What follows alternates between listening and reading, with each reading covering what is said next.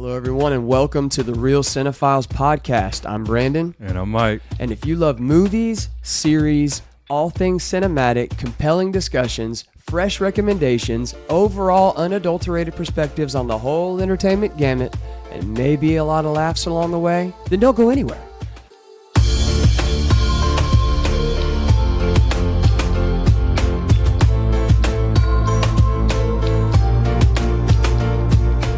This is the spot for you. And listen, this is the episode. This is the one, man. We're going to get into a lot. You're going to really get to know us in this episode. And for those of you that know us a little bit already, you're going to get to know us more, probably more than you ever wanted to. But more than getting to know us, you're going to get to know movies, hopefully, in a different way. We're going to come at it from a different angle. But we're super excited. This is going to be an incredible episode. And I'll tell you what, it's the new year. It's the new year. And I had this thought, Mike, we need, I hate to sound so melodramatic, but we need movies now more than ever. Yeah. I know this sounds kind of, silly, but I think that the world's imaginations, the people's imaginations are getting, they're getting smaller as technology is getting bigger, as distractions and social media is getting bigger. It's almost like imagination is shrinking because all you're doing is getting filled with all of this stuff, whether it's news, whether it's fake news, whether it's just crazy opinions, and whether it's just watching somebody dance a weird little dance, like a ripoff of the chicken dance, whatever. I mean, but it's like people need to sit down and see movies more. I just or go to the theater and see movies. I just think that we need to be reminded of what stories can do, of what that kind of art and expression can do for people, for their psyche, for their disposition. You know what I mean? Anyway, I didn't even plan on getting into all that, but it's just the truth, man. It's the new year, and it's going to be a huge year for movies, and I'm going to tell you just how much. But I just really think that movies or even some really good series, even though our main focus on the show is movies, I think that, even a really good series, just anything like that can capture your attention and remind you of what it was like to wonder again, But anyway, so listen, this episode is going to be huge. It's going to be packed. I mean, there's no way around it. We're going to do, before we get into the really meaty stuff, we're going to do a quick recap of 2024, what it looked like in movies for us and just generally. And we're also going to get into kind of what, at the same time on the tail end of that, piggyback off of that and discuss what's coming up in 25. I thought 24 was a great year for movies. Oh my gosh, dude. 25. Wait till I tell you some of what's coming in 25 that you don't know about. All right, I'm excited to hear about it. Heck yeah. Well, you already know that Wolfman's next week. Oh, it is? Yeah, we're going to see that. So we will be covering Wolfman. We're going to be talking about that. That will be incorporated into our next episode for sure. There's no way around it. But I hope we get into all this. This is what we plan to cover in this episode. And I hope we get to all of it. We may not, but this is what our plan is. Man, we're going to talk about the magic of movies, the state of movies today, series versus movies, streaming versus theaters, streaming versus physical media. I mean, our movie filters, and just dive into some of our favorite films. It's going to be an incredible episode. But before we go any further, don't forget to hit that subscribe button. And like the video if you love the episode, and share it with your friends. We are also on many platforms. I want to direct you to the right in the right way. So we're on Spotify. It's just like our name, The Real Cine-Files, with an F, not the other one, not the PH one. And we'll talk about why. I mean, it's more than just a double entendre, but we hit the bell notification, hit the bell so you can get notifications as well. But on YouTube, it's just youtube.com /at the Real Cine-Files, all crammed together. Facebook, facebook.com /the Real Cine-Files, the same way. And then We're on X as well. It's x.com/the capital T HE lowercase capital R EEL and then capital CF. So the real CF. I don't know why it wouldn't let me do the real Cine-Files on X. But because I looked and there's not another one, but it was not letting me do that. Anyway, so that's us on X. Instagram is it's at Real Cine-Files. So at Real Cine-Files, REELCINEFILES. Real, no the, and the Instagram handle. Sorry about the confusion. Well, it's another channel out there called The Cine-Files. Yeah, I think that's probably why it's limiting. But yeah, we're the only ones that are the Real Cine-Files, and we chose our name before we even knew that was a thing. I'd like to think in my mind, in my weird imagination, that they ripped us off. You know what I mean? But anyway, so those are. Am I missing any of our socials, our handles? You said Spotify. We're on Apple Podcasts as well. Same exact handle as Spotify. Amazon. And we're on all the platforms. So check us out. If you're just on the go and you don't have time to watch a video and you want to just get audio, check us out on Spotify. We're also on RSS.com, our RSS feed. Anyway, all of our stuff, all of our links, I don't know why I wasted all that time. All of our links and socials will be in the description, so you'll know exactly how to get there. But anyway, so, and if you're wondering what the show is really all about, even though there was a whole lot of talking in this intro, I mean, I know this is kind of an innovative and strange and bizarre concept, but we are not a talk show. Okay. I don't even really like us to be considered a podcast, even though that's what we are. We are branded as a podcast. We are a listen show. We're a listen show. And what that means is, okay, so talking's overrated. It just isn't. There's so much of it everywhere. You know what I mean? Yeah. I'm doing that over me talking right now. So we wanted to introduce this new concept, okay? We are not a talk show. We are a listen show. So what we intend to do is exemplify what it means to listen to each other, or really just to listen. So what that means is we're just going to sit here and listen, and we want you to join us while we listen. Just look at the pretty colors and pictures. Basically, it's just going to be one long staring contest. Just me and Mike. So I hope that's what you came here for, because that's what you're going to get. Starting now. 1, 2, 3. I'm just kidding. That's so stupid. We're not a listen show. We're a talking show. I don't know why I wanted to do that lame-ass bit, but I did it. Anyway, for real though, I'm so excited to get into these conversations with you, man. I've got so many surprises for you. And listen, just so you know who we are, we told you I'm Brandon and this is Mike, and I am the more, true blue cinephile of our dynamic duo, and Mike is like a pseudo-cinephile. He is he's more of a big time movie and show fan, and just an audience to all of my at times savant like weirdness. But together we make a great duo. He's got just having two different perspectives on things, and we get into it. And a lot of it is learning from Mike. Mike learns something new every episode. He probably learns more about movies than he ever wanted to. Yeah. but I'm just kind of strong arming him into it. But he's fun. And what's really great is I'll get surprised, because nobody knows everything. I get surprised unexpectedly by things that he drops on me that I'm like, oh my God, I can't believe I missed that, or I didn't know that. So it's great. It's just a neat dynamic that we have, and we have a lot of fun along the way. Just a lot of fun. It gets a little weird at times, but he's a good sport about it, and so am I. Anyway, so that's who we are. And so just so you know a little bit more about, what we do is we're still kind of, this is a rebranding, relaunching. That's what we've been introducing this as.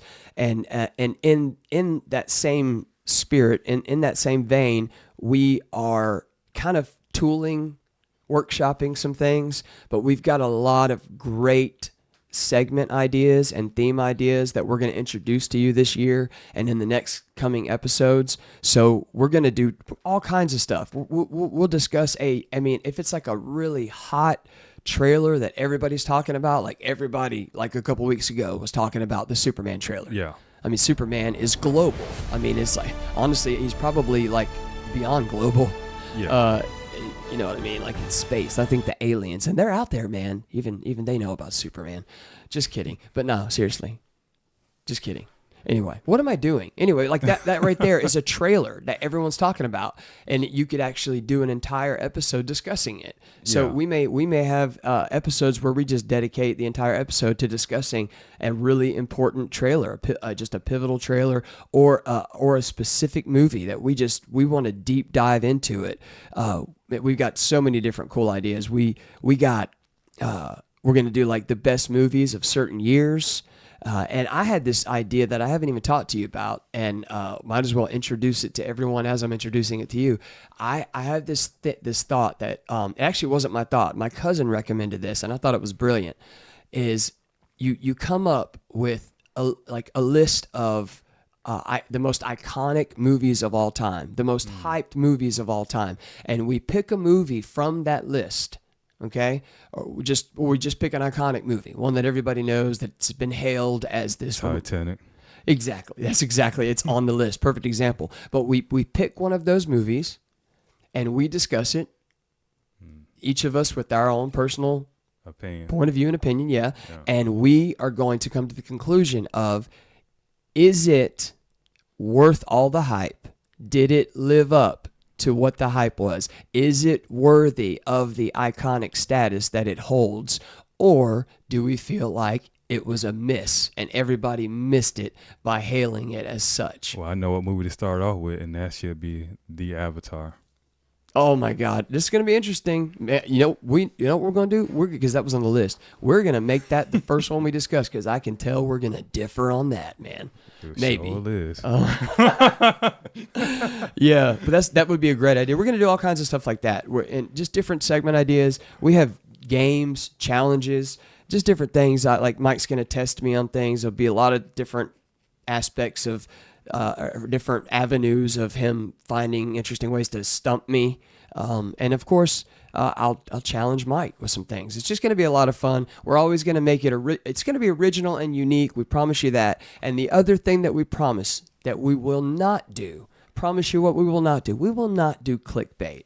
We are not going to do that clickbait bullshit where they put something on there. You see it on the thumbnail. It says, so-and-so destroyed so-and-so. And then you get on the video, and it's nothing like that. That clickbait nonsense, we can't stand it. I bet you can't either. You're like, we won't do that. We're not going to do like, Mike and Brandon discover that the president has a hidden bunker underneath. I mean, you're just something dumb, Yeah, I see a lot of, I can't believe this just happened. I can't believe that just happened. Yeah. And you just click on the video and it's nothing about what they're talking about. Yeah, what's in the thumbnail. Exactly. Or contrary. We promise you we will not be doing that. It's going to be what it is. We're going to mean what we say, and it's going to be titled as such, and it'll be fun. Promise you that. But we will not clickbait you. I don't know anybody who likes that, honestly. I mean, please just rickroll me. Don't clickbait me. I remember when you first showed me that. Never gonna give you up. Never gonna let you down. Never gonna down and hurt you. Okay, so listen.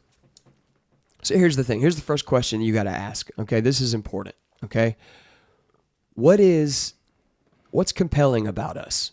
Really, why listen? Why listen to us? With everybody else that's out there talking about these things, some of them probably with more degrees than a thermometer. I mean, but how exciting are they? How entertaining are they? I'm just saying. Probably people way more qualified than us. But who cares? What determines the qualification? Why would you listen to us with everything out there? That's what I'm saying. What's the point? Why would you listen? What makes us different? I'll tell you what. With movies really booming again in theaters and on streaming, along with series and with so many competing titles and the plethora, of different voices contending to edge out all the rest in their discourse and commentary on these titles and topics, why would you or should you listen to us? Okay? I'm so glad that you asked. Here's the answer. This is the God's honest truth answer. And Mike, back me up on this. Okay? We will do something nobody else can boast of being able to do. Okay? We will explain all of the meaning and secrets of life. Yep. And how it's been mysteriously embedded in code and woven within films for over a century. Yeah. How about that? You didn't see that coming, did you? No, I'm just kidding. But wouldn't it be cool if somebody could do that? Yeah. I mean, we're not going to do that. I mean, it just sounded so cool. I was like, well, it makes me want to look into that. Maybe we can be that podcast. Hell no. Nobody can do that. Golly, you can even get Neil deGrasse Tyson on there. He ain't going to be able to help you with that. Oh, he won't shut up. He will not. And you'll just be in a circle. Oh, my goodness. So here's what I'm going to tell you. I'm going to kind of be a sort of a reading bit because I want to get it right. I want to articulate this right. Why we think you should listen to us. Why, what's compelling about us. Okay, I'll tell you. We will form our own opinion and not rely on the dictates of another. Too many sheeple just follow what others are saying or allow something they read online to condition them against forming their own independent thoughts and opinions. They lack agency, and they let what the prevailing ideas are about a piece of art frame their way of thinking, many times without knowing it. And I think many people are not self-aware enough or certain about who they are or what their own personal constitution is, so much so that they allow it to be formed by the consensus point of view. Also, maybe something they read that has no real connection to them whatsoever strikes a chord within them, and so, due to a mere mutual feeling, they chose to align themselves with an idea that robs them of a chance to give an honest take on a piece of art. It's already been predetermined that they do not like it or that they must see it through this lens. It is bandwagon 101. So, I'm here to tell you that we're not going to do that. We're going to tell you what we honestly think about something. We're going to give our opinions. We are going to, hopefully they'll be good. Hopefully you'll find something in them that you will like or agree with. I promise you it'll be compelling the way we explain it to you, but we do not do that thing. I don't even trust Rotten Tomatoes anymore. Sometimes they get it right. Sometimes they don't. And I don't want to critic bash here at all, but I mean, sometimes they're just overinflated egos and they have to say things. You know what I mean? Yeah, a lot of people are paid. Yeah, they are. That plays into it as well. Yeah, politics. Yeah, politics. And here's the thing. You also have those that, we're going to get into an entire section about our movie filters, how we view movies, how we see them, what lens are we seeing them through. And then, we'll get into all that more. I'm just going to touch on it here, though. Many times critics go in looking for something that they're automatically out of the gate comparing that movie to every other movie that was made, or they're holding this movie up to this high watermark of an example of high art. Like many times people go in and they're looking for high art in every film, and if it doesn't deliver on high art status, then it's just not good. Yeah. And here's another thing too. It's okay. And this is what you're going to see when you hear our opinions. It is okay to enjoy a movie that isn't, honestly, generally that good. Yeah. I actually love many movies that if you're looking at it by the rules of film and, act 1, act 2, act 3, and how many set pieces did they do blocking right in these sequences? I mean, like, if you're measuring it all by that, or is it auteurish? Was it an auteur's work? It's like it doesn't have to be, check all those boxes for it to be good in your own opinion. Yeah, You many know? people, is it lore accurate? Is it, accurate to the source? You get a lot of that. Yeah. Craven Hunter, it wasn't a great movie, but I enjoyed watching it. We were at the same thing. Like that's honestly how I felt. It's a good example. To be honest with you, I think we could both say this. It was honestly probably a bad movie, but we had so much fun watching it. Yeah. It was just exciting, Like that's an example. That's an example. You can enjoy a bad movie, but the point is, we're going to give you our takes on things, what we honestly feel, and we have so much fun doing it. I'm overly, impassioned as Mike sees every day about this. I come in, I'm like, Mike, well, you got to see this, man. I just saw this. He can't even keep up with the last thing I recommended. I got to slow it down. You're going to discover as you get to know us in this episode more why I am the way that I am, and where movies and where cinematic arts fall on my priorities list. Yeah. Probably way too freaking high. I'll just be honest. So anyway. Do you have anything that you want to add to? Well, I think you pretty much summed it up. If I had to break it down for the layman, what he really just trying to say is we're going to keep it real over here. Yeah. 100% Oh, hell yeah. genuine. Because, 100%. Yes. I mean, we do have a new segment that we're going to introduce that you can come to expect called the Cutting Corner. And there are movies that should have never been made or that are so terrible that you just like wonder why. And to add to that, if a movie is terrible, instead of us tearing it down, we're going to just, look at the movie and just say, hey, they could have did this better. Yeah. Instead of tearing it down, like, okay, they could have did this to make the movie better. Yeah, absolutely. Yeah. But in a more like, to bring more levity to it, we, in the Cutting Corner specifically, we will be in a humorous fashion we're going to be cutting a film into pieces, basically, but for fun. And that we'll probably introduce that too, and what they could have done that could have made it better. It's a good dynamic. Yeah. I like that. But yeah, it's going to be fun. We're getting it, and just, I'm sure you can think of some movies that you're like, what in the world? What was that one, Zombievers, that you said? Okay, that was just comedy, but I know. movie that was just horrible. It took me 3 times just to watch it. It's Texas Chainsaw Massacre 2. Just terrible. Yeah. You talking about the one in the 80s? Yeah. Oh my God. Just Yeah. terrible. Yeah. It was.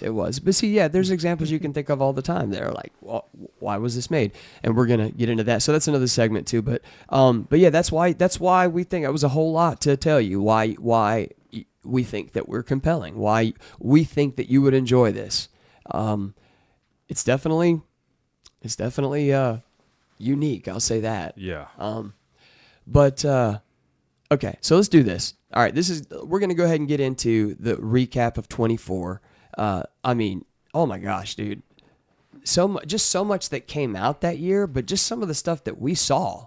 I'm gonna go ahead and list off some of these, and if I missed any, and I'll let you guys know. I'll let everybody know the ones that we saw together. So this is just a little bit of what 2024 was a strong year. It was a very strong year, and it ended strongly as well. The last 2 films that dropped, and they're usually what you would expect, especially for Oscar season and, it being the holidays. Nosferatu, Robert Eggers' Nosferatu, and James Mangold's A Complete Unknown. I mean, oh my goodness. I loved these films. They were fantastic. Mike did not get the chance to see those, but we saw many others together. And listen, those movies were so good. And it just was like the cherry on top of an already good year for movies, Yeah. And so what we had, and I mean, even the stuff that I saw before that, like I finally got to see Anora, and that was incredible. I mean, I don't even know where to start with that one, but just some really strong movies that ended the year well. But we had, obviously, everybody talked about it, the big ones: Dune 2, Deadpool and Wolverine, Civil War, which you still got to see that, and I think it's on Max. You can see it on Max. All right, let me check it out. Incredible movie. Furiosa, which I mean, sadly, it did not perform well, but was actually a really good movie. Yeah. It was a good follow-up to Fury Road. Did it measure up to Fury Road? No, but it was a great follow-up. When I say follow-up, it was a prequel, but an extra installment in George Miller's, library. But, that was a great one. And then how about these? How about I saw Dee Dee. Dee Dee was a great movie. You haven't seen it, but we saw Furiosa. Did you ever see Rebel Ridge on Netflix? No, I haven't seen it yet. That is mandatory. All right. You are on the Real Cine-Files, and you have to see Rebel Ridge. Listen, that was an excellent movie. I mean, it could have been huge in theaters, but I'm so glad it came out on streaming exclusively on Netflix. It was so good. But what did we see together? We saw Strange Darling. We saw Longlegs.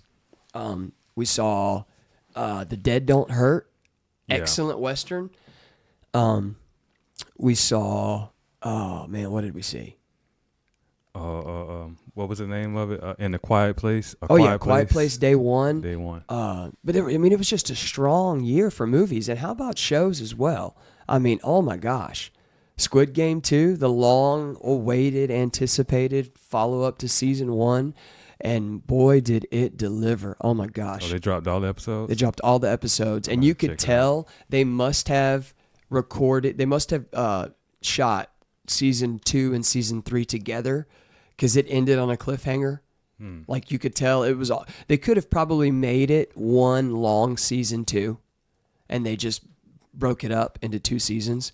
But I hear season 3 is already coming. It will be here in summer. It'll be here in the summer, and oh my gosh, like it's so good. Squid Game 2, and then Calling from Accounts. It was a great year for series as well. Calling from Accounts, Shogun on Hulu. You guys got Hulu now, and you can go in and watch it. You've got to watch that. I mean, it's just Shogun. Yeah, you like historical Japan. Oh yeah, I love samurai. movies. Oh my God, you've got to see it. It's so good, so good. Shogun, The Penguin, Fallout, which we both adored. Oh yeah. Only for one reason, but yeah. By the way, I just noticed we for one you liked it for more than that. I mean, the show was good, but yeah, I mean, she was just. But Ella Purnell, she's beautiful, and she's a great actress. She's just very fun to watch her work. Watch her do her thing. But I was just gonna say we both have Batman shirts on. No, we did not plan this at all. No. That's what's kind of funny about it. But you would think that we were doing a Batman episode. We'll definitely be bringing up Batman in it for sure. But you had Penguin, you had Fallout, you had Say Nothing, Mr. and Mrs. Smith on Prime, Ripley. Oh my God, Ripley on Netflix, such a good limited series. And Sweet Pea. Speaking of Ella Purnell. And that's on Netflix? No, it's on Stars actually. Okay. But you have Prime? I'm gonna direct you where you can watch it. I mean, I'm probably paying for Stars, but I probably don't know the password. Well, I'll get you in there. Right. But you love Ella Purnell. You're gonna want to see this. Okay. Because it's opposite ends of the spectrum. She's the downtrodden. She's the downtrodden protagonist who ends up enough is enough and just becomes a serial killer. All right, I'm gonna check it out. I mean, wow! And does she do a bang up job? It's amazing. It's amazing. And then, of course, the highly anticipated season 2 of Silo. It dropped in 24 as well. We're watching it right now. It's so good, isn't it? Yeah. But I got to tell you, it's so infuriating as well. It's oh my God, it's so infuriating. These people that will just, dude, like they have all drank the Kool-Aid. They've drunk the Kool-Aid. Whichever it's, I never get drunk or drink right. They've all had it. They've all had the Kool-Aid. And listen, it's like, let's just hold to this pact that we know nothing about it. We know nothing about where we came from. We know nothing about why we're here. We're just going to accept it, take that at face value, and we're going to protect it with, just defend it with all our fervor. I mean, it's just ridiculous. Well, I think the show is kind of like, a fall of a civilization. We can just take the Silo as a civilization. You have those peaks, those lows, and like you said, they don't know what they're defending, because the old saying is, those who don't know their history doing and repeat it. And we see where the guy was saying that, they deleted a portion of the history where the dude was a hero. Yeah. And you had those rebellions and stuff. Yep. Yeah, so most people don't know about that history. Yeah, and plus he put that stuff in the water that made him forget. Yeah, so So the it's history keep repeating itself, and I just feel like their civilization is falling. Yeah, it is definitely, and I mean, you could also speculate, obviously, what it could have been that led them there. A nuclear fallout seems like the most, readily available explanation. It could be that. It could have been an insane pandemic. It could have been aliens. I mean, who knows where the twist's going to be? But they don't know. And it's just so infuriating to watch these people, like, defend this, establishment. That's what it is. Well, I get where they're coming from. The needs of the many outweigh the needs of the few. I get that part. That, to me, that makes sense. But the methods they're using, that's what I can't stand. That's what I can't wrong. stand. Yeah, and I don't agree with that. that. Yeah, but I also don't agree with the fact that they are such staunch defenders of this thing. They don't even know why it needs to be defended. That's my issue. They don't know why. Yeah, they're not using logic. They're not asking why. They're That's not the problem. asking questions. Yeah, I can't stand the drone mentality. Yeah. It's just like, anyway, but listen, we don't want to spoil anymore, but if you have not checked out Silo, incredible sci-fi show, obviously post-apocalyptic dystopian series on Apple TV. It's such a good watch and so engaging. Season finale is next Friday. I cannot wait. All right. But anyway, so that was 24. 24 was incredible. We had so much fun. I mean, we even saw a bunch of other stuff too, man. We saw Strangers Chapter 1. Man, I was hoping for that part 2 this year. Yeah. I don't know. Well, listen, when I tell you what's coming in 25, you won't even care. You ready? That's coming in 25. This is what's good. Guess what's coming up in 25. I'm just give you everybody a taste. So exciting. Okay. First of all, A24, which, listen, A24 is cooking like no other production company. It just started out as this little, independent, entity, as of a production company, and they just started releasing these hidden gems until they started becoming less hidden, and now they've gotten bigger and bigger, but they're upholding that incredible, independent niche status. Just the culty, campy type of movies with just a lot of substance. I mean, not to mention the Substance did come out in 24 as well. What a movie. Incredible movie. But definitely an acquired taste. You may not be ready for it, but that's what A24 would produce. That kind of stuff. And A24 has got a huge movie called The Drama with Zendaya and Robert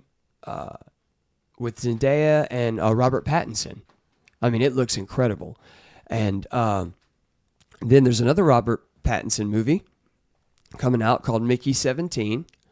We've got Marvel's Thunderbolts coming out in either March or May.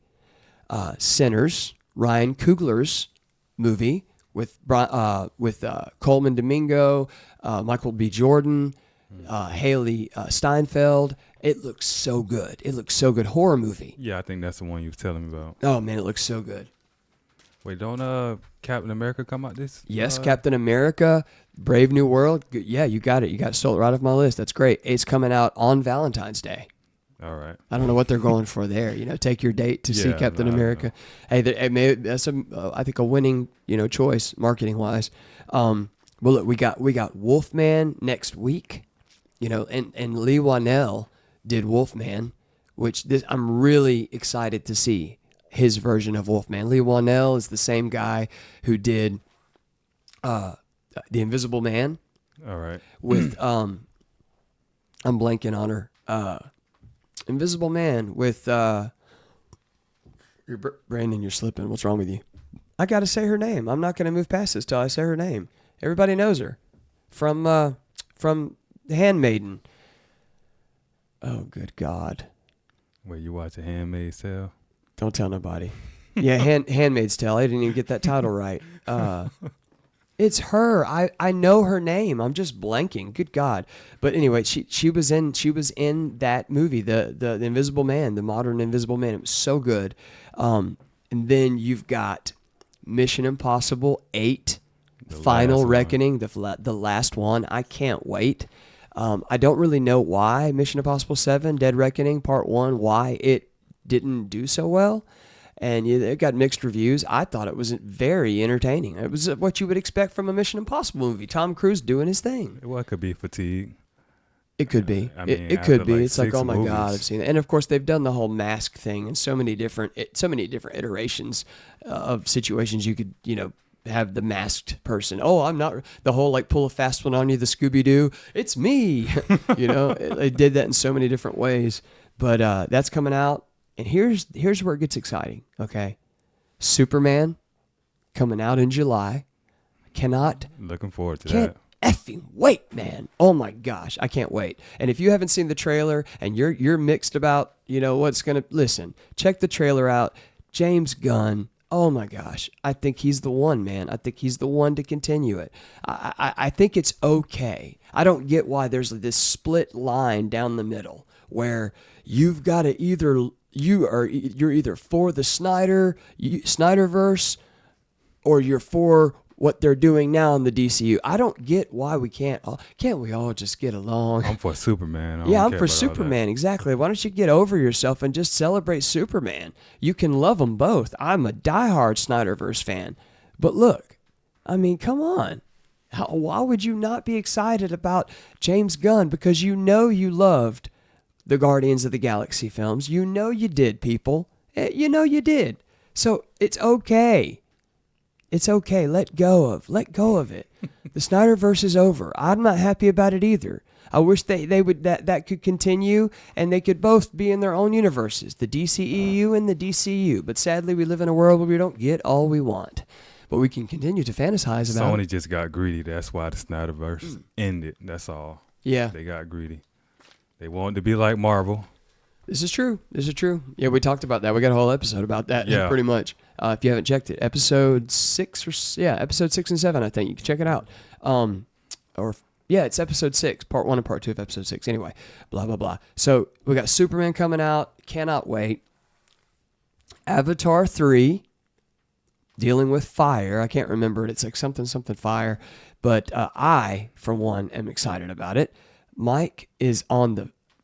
He's going to say that one. He's going to say he's over the other side of the fence. I think that he's on the fence because I'm going to sell him.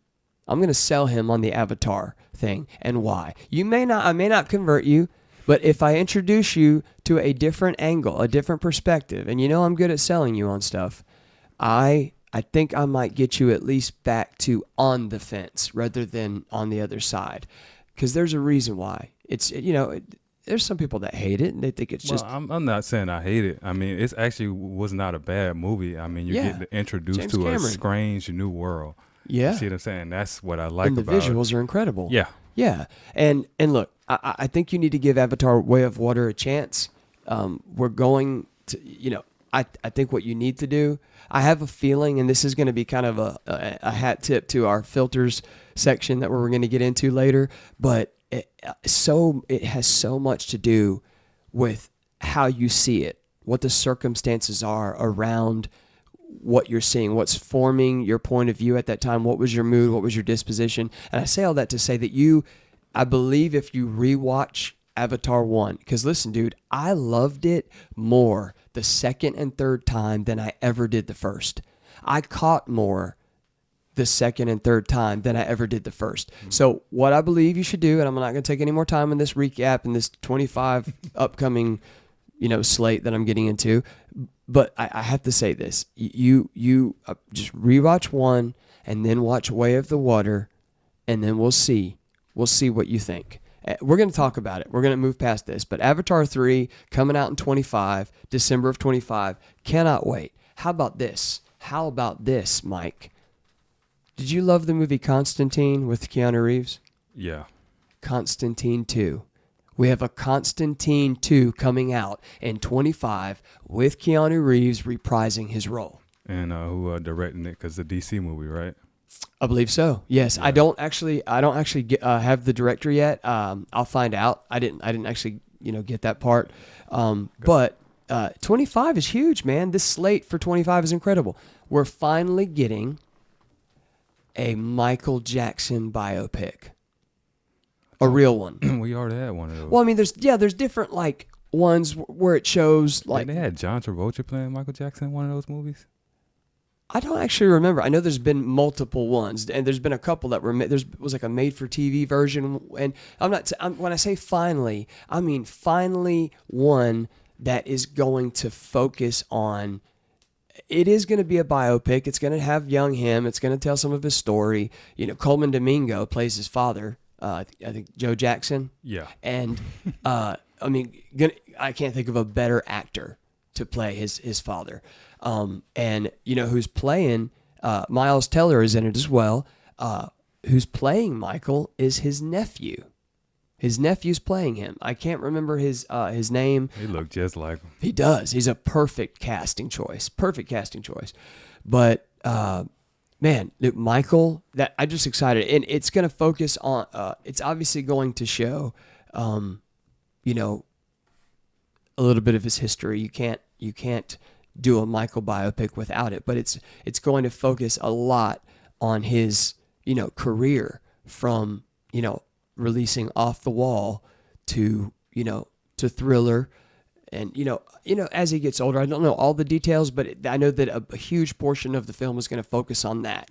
And that's where other biopics or other attempts to cover his life have fallen short for me. You remember the other ones? They didn't focus a lot. Yeah, one of them was like, I don't know, 8 hours long or something. Yeah, it was like a mini series. Yeah, it was insane. Extremely long. So, but anyway, I'm excited about that. Michael, and what's really great about it is Antoine Fuqua is directing it. He's the one that did Training Day. He's the one who did the Equalizer movies with Denzel. Antoine Fuqua is the man. All right. I mean, I think the ingredients are there. I think if they whip this recipe up right, it could be great. We also have Tron Ares. The follow-up to Tron Legacy, which Tron Legacy was incredible. Did you see it? You saw it? Or you? I didn't see it. You didn't see it? No. Did you ever see the original from the 80s? Nah. Okay, well listen. It was one of the things I never got into. Well, listen, here's the thing. I remember watching Tron when I was a kid in the 80s. You know, with they're all wearing these crazy laser light suits. I'm like, what the hell's going on? I didn't get the sci-fi. I didn't get the building of the story. It lost me. I was bored out of my mind as a kid watching it. But when I saw the trailer of Tron Legacy, I was like, what if I could see this as a standalone? Not really watching the original Tron and getting it. I went back and rewatched Tron. And I liked it a little bit more, but I still wasn't like, it still lacked that oomph. But when I saw Tron Legacy, oh my God, dude, it's so good. It's so good. Garrett Hedlund, he plays Kevin Flynn's son. I'm not going to say anything about it, but I don't want to even give anything away. Mike, trust me, it is incredible. You don't even have to. I rewatched the original Tron, but after having rewatched it and then watching Tron Legacy, you don't even have to watch the original to enjoy Tron Legacy, because it basically introduces to you all the elements from the first one that you needed to know, that were very pertinent for, you know, getting the plot of Tron Legacy. It introduces those elements into it, so it's packed in, it's cooked into it. So I'm telling you, it's incredible. And Tron Ares, it's Jeff Bridges is reprising his role. I don't know how, because he went away. I thought he went. I don't want to say anything else. I'm not gonna say anything else because something happens in Tron Legacy. But I do know that he's in the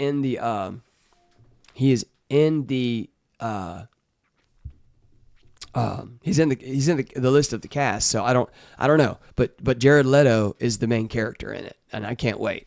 Tron Legacy was great. Tron Ares, I know. I got high hopes for it. And it's on Disney Plus, right? Tron Legacy is on Disney Plus. Yes. Yeah. You can watch it right away. Right.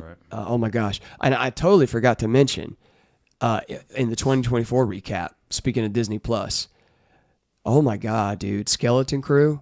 Yeah, you was telling me about that. I know I've already put posts about it on all our socials and on our YouTube community posts, but my goodness, dude. I don't know that they've, redeemed themselves fully, but they have pulled out all the stops on Skeleton Crew. It is, to me, Andor is an exemplar of a perfect piece of Star Wars IP. It is just a great story being told in the Star Wars universe. Andor is as perfect as it gets. By the way, Andor season 2 coming out this year. Cannot freaking wait. But there have been other, shows. There have been other shows. There were, the Book of Boba Fett was the Obi-Wan was Ahsoka. Then you had Acolyte. None of these they didn't cut the mustard. You know what I mean? But listen, I'm telling you, Skeleton Crew is the first really excellent Star Wars anything since Andor.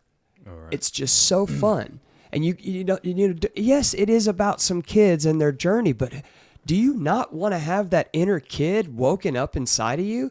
It reminds you of all those great movies when you were a kid. Like Stranger Things. Yeah, exactly. It's got a Stranger Things feel to it as well, just not that dark. But man, it's got that dynamic. It's got that to it, Wait, speaking of Stranger Things, that's coming out this year, right? That's coming in. I don't even know what to say about that. So much time's gone by. I mean, it's one of my favorite shows ever. But I mean, all this time, I don't know. I hope that it still has that thing that's just like, yeah. The Stranger Things, I love it. I hope it still has that, but I mean, I don't know, man. I don't know. It's just, but Skeleton Crew. I mean, you know what? Just think Treasure Island, the Goonies, Pirates of the Caribbean, and Star Wars. All those things got together and had a baby. You know what I mean? Yeah. I mean, just incredible. And the Explorers as well, like I put in the post. I mean, and oh my God, dude, just a little added weird sci-fi cherry on top of this cake. You got Steve Urkel in space, bro. I mean, do you need any other selling point than that, people? Wait, Steve Urkel in space. White? Jaleel White is in Star Wars Skeleton Crew. Okay. I mean, oh my God. And you won't see it coming. He's a freaking Cyclops in it. Cyclops. Well, in a sense, he's a Cyclops. Oh. Listen, you got to check out Skeleton Crew. Anyway, that was, I had to go back for a second. And almost done. We're going to get into the really good stuff. Then you got, coming out in 25, Ballerina, the John Wick spinoff. You've got, we saw the trailer for this. Cannot wait. Danny Boyle's long-awaited follow-up to 28 Days Later, 28 years later. Oh my God, with Aaron Taylor Johnson. It looks so good, so good. I can't wait. 28 years later, and check this out. Nice little surprise for you. Henry Cavill is cast in a new Highlander reboot. I don't know if it's a reboot or a remake. All I know is they're doing a new Highlander, and Henry Cavill is in it. All right. I mean that right there. I was like, you had me at hello. It was just, oh my gosh, oh my goodness, dude. And I got to be honest with you, I didn't think I was gonna be into it, but they've got. I saw the poster for this before I ever even was looking up the list for the upcoming slate for 25. But there is a Minecraft movie coming out. Oh heck no! How the hell do you make a Minecraft movie? But check this out, dude. Check this out. Ain't Jack Black in that one? He is in it. Listen, dude. Jack Black, Jason Momoa. Welcome to the overworld. Oh my God. Here's the thing. I saw the trailer. It looks absolutely outlandishly silly, but stupid funny. Stupid funny. And here's why I'm already sold. I don't understand the Minecraft craze. I don't get it. I know kids love it. But listen, I have no investment in it whatsoever. But I am going to see it just by the mere fact that Jared Hess, director of Napoleon Dynamite and Nacho Libre, he's the director. So I know that is going to be good. I know it's going to be good. I'm seeing it just because of that. I have been dying for another Jared Hess movie ever since Don Verdine that came out in 2015. If you have not seen Don Verdine, it's not a mockumentary, but it's got it's basically this riff on biblical archaeologists. It's insane, dude. Sam Rockwell's in it, Danny McBride, Jermaine Clement. But Jared Hess is so good. He's just got this just weird, unique style that I love. But he's doing Minecraft.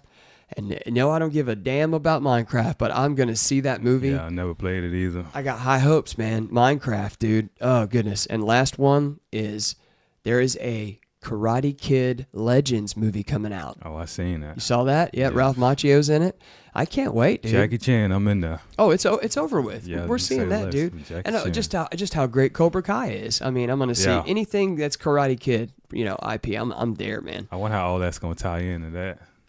Oh my gosh. I'm really excited to see. Yeah, I am too. Okay, also 25. I'm gonna go through this real quick. Last of Us season 2. Cannot wait for that. White Lotus season 3. I talked to you about that. You got to check out White Lotus. It's on Max. Paradise, a new show called Paradise with Sterling K. Brown, and it's coming. I think it's going to be on Hulu. There's the Spider-Man, Your Friendly Neighborhood Spider-Man animated series. And did you ever watch the old animated series on Fox? In the 1990s? Yeah. Oh my gosh, that's my favorite one. Yeah. Well, that's why I think this could be a good show. And I think Nicolas Cage is in it. He's one of the vocal actors. Wait, which Amazing Spider-Man are you talking about? The one that No, Your Friendly Neighborhood Spider-Man. Okay. Is the new series coming out on Disney+. Okay, I thought you were talking about the Amazing Spider-Man that want to be like Spider-Man. Yeah, that's what I'm talking about. You saw that in the 90s. No, I saw the other one. It was a different one. There were two. Yeah. I'm talking about the one that was really good. The one that most people followed. It was probably that one I used to watch. Okay, yeah. Yeah, it was. Yeah, I don't remember what it's called exactly, but I'm just, because that was so good, I'm not a big animated guy, I'm really not, but if it's good enough, I think I'll check it out. But that's coming out as far as shows. The Big Apple TV show series that we talked about for a while in a previous episode, The Studio with Seth Rogen, another project of Seth Rogen, and Evan Goldberg's got everybody in it, Catherine O'Hara, Bryan Cranston, just tons of people.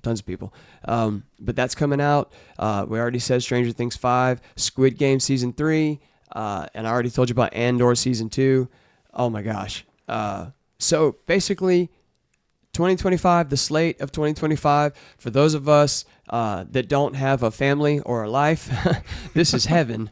This is heaven. It's going to be a heavenly year. We'll get into that. I have a family. It's just rather small.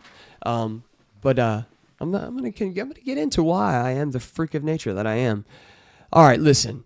That was a fun recap and just look ahead to the future. Let's get into this. Let's get into why movies are magic. We're going to talk about Mike and I, let's talk about this, man. I really want to get into this. We kind of hit on this in like our first episode. We touched on it, but we didn't really explore it. Because we were in such a rush. We wanted to talk about long legs. We were still kind of finding our voice, trying to get our feet, our bearings. Yeah. And we didn't know what we're doing. We still don't know what the hell we're doing, but we're having a whole lot of fun doing it. You know what I mean? So, but we didn't, we were in a rush too much. We didn't really give it, the time it deserved, you know, especially for me, who's just overzealous about films. So, this portion, we just want to talk about, I want to talk about why movies are magic. Why movies are magic to me.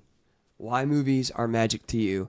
And look, basically this is going to tell the tale of why we love movies, why I love movies, why you love movies, what are the reasons why. And I know that I'm specifically in this, I'm going to sell you more than I ever have, try to sell you more than I ever have on the world of cinephilia.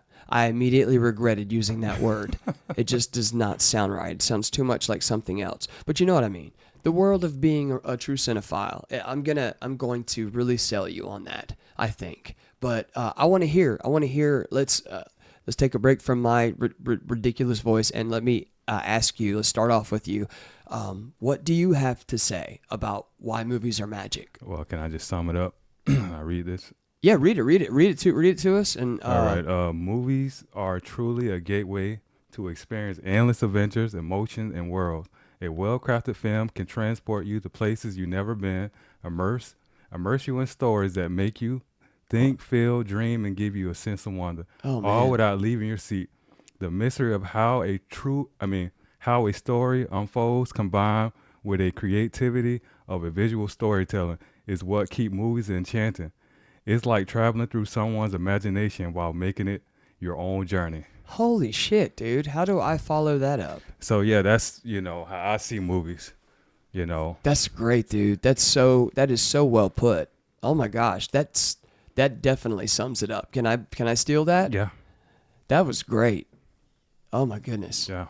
So yeah, you answered the question. Why our movies are magic to you? Golly. Well, I mean, we could just go over some of the things. Yeah. We're going to for sure. I'm Yeah. just trying to I'm literally ruminating. I'm letting that marinate. What all you said. Yeah. It's really crazy that you said some of what you said because I actually have some of the embarrassingly so some of the same elements in my story of why I love movies, why I think they're magic to me, and. Oh my gosh, dude, that's it. When you said that when it transports you to other worlds. Oh my God, it so does.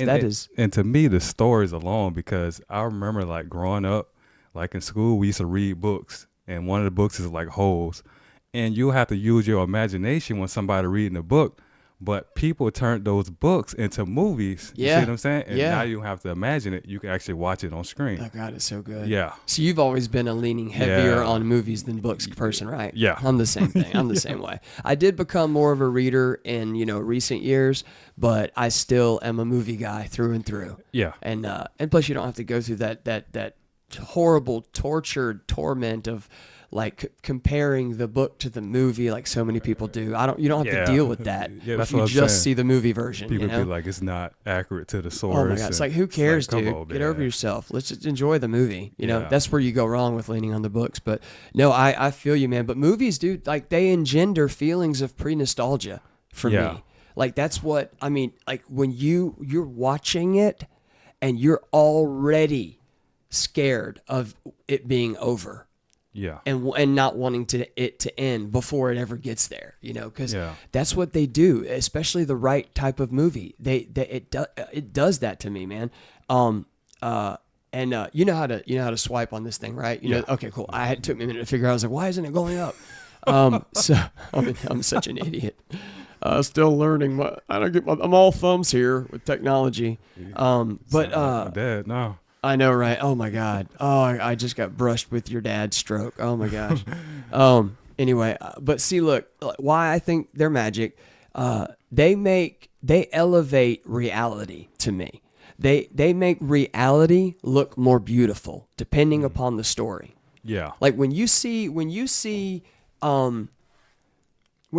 something in real life, you go and see it with the lenses of just your two eyes. Yeah. Your iris, your retina, and you see this thing.